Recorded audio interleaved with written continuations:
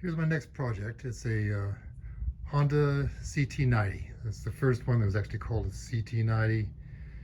There was a Trail 90 before it called a CT200, but this one came out in mid 66, sometimes referred to as 67, sometimes referred to as K0, although you won't find the K0 designation in any of the Honda manuals or specs. It's just a CT90, models with no year. Okay, it's the engine's frozen up on it, so that'll be one of the first projects, getting that engine out of there and getting it fixed up and running. And it's got most of the parts to it. It's got a tire, 275/17. I'll have to check and see if that's the right tire for these. So I'll try to get another one. I'll have two good tires for it. And I have a couple others of these. So what I plan to do is scrounge the best parts out of both of them, and actually all three of them, and put them on this one bike. It's not going to be a full restoration. It's just I'm going to scrounge up all the missing pieces, get everything working. If I have to, I'll even buy a few pieces. So that's what it is. Got a new seat cover. I don't know if it's the right one or not, but it's not even on there. Looks like it might be.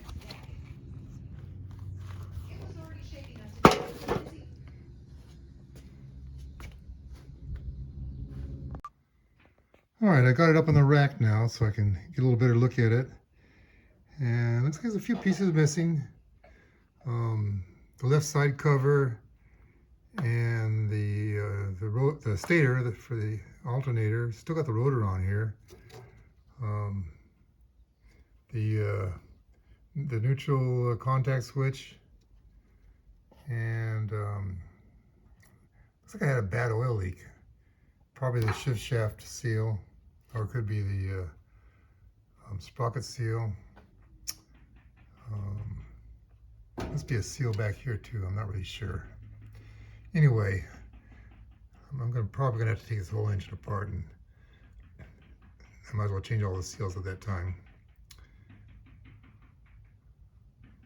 And it's got the original carburetor and the air tube going up there, so that's good. Those are a little hard to find.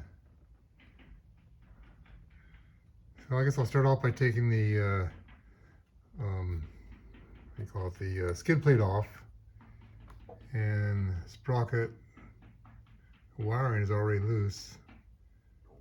The tubes for the fuel, carburetor connector tube. Anyway, those are the next steps. The skid plate is off, and foot pegs, and of the 4 foot peg bolts in the back row, there were 3 different sizes, so I don't think that's right. I'll have to check before I reassemble.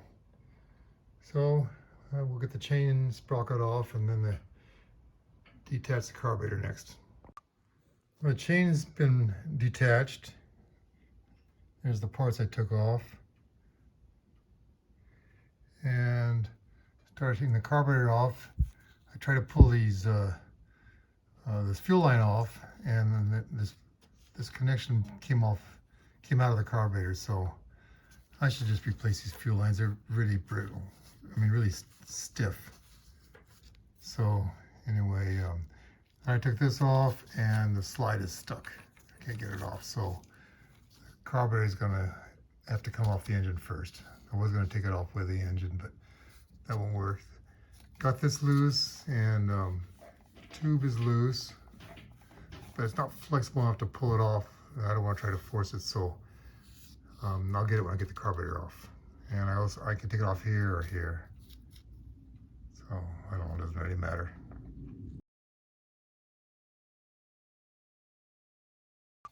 Got the carburetor detached now.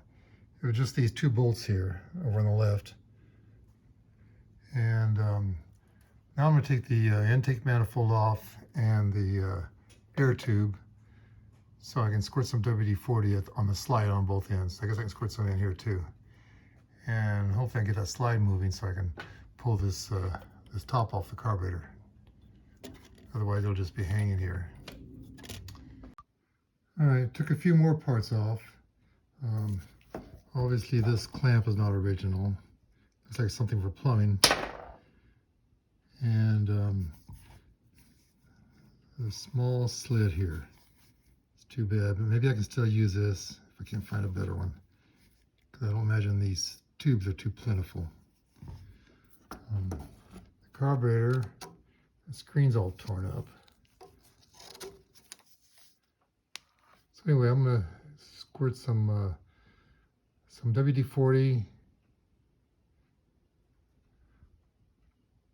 on that slide there and see if I can get that slide moving, because it should just pull out. And if there's another wire here from the points, goes through the bottom of the cylinder and up in here. It's buried in all this crap here. Looks like this engine's been sitting in the mud someplace, so I don't know what I'm going to find inside. I almost forgot, the exhaust has to come off too. Well, it's connected in 3 places.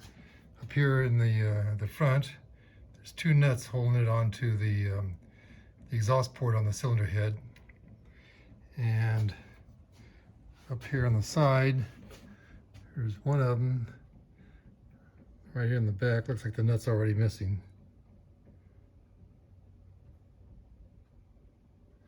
And another one is under here where these seat bolts on. And that one's already disconnected too, so I just have to take the one off the cylinder head. Well, I got one nut off and the other one pulled the stud and everything out, so that's okay. It happens pretty often. And now the muffler should come right off.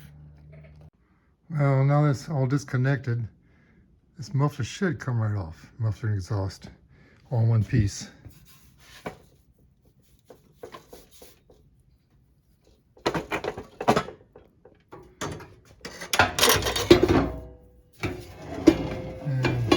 I believe all we got left holding the engine in is 2 motor mount bolts, and this one here already has a nut removed. Somebody was very helpful to help me out.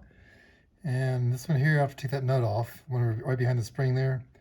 There's 2 people here. You could just lift the engine out. It's not that heavy, but I'm here by myself, so I'm going to put this jack under it.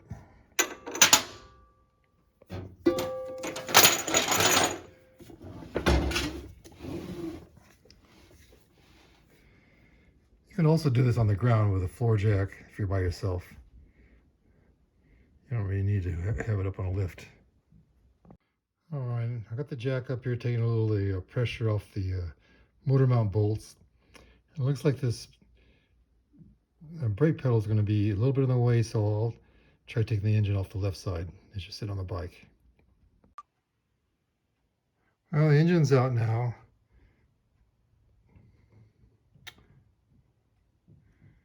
So that's the way I keep track of my bikes. That's the 122nd motorcycle or ATC. I collect Honda trail bikes and ATCs. So next step would be to start disassembling this engine.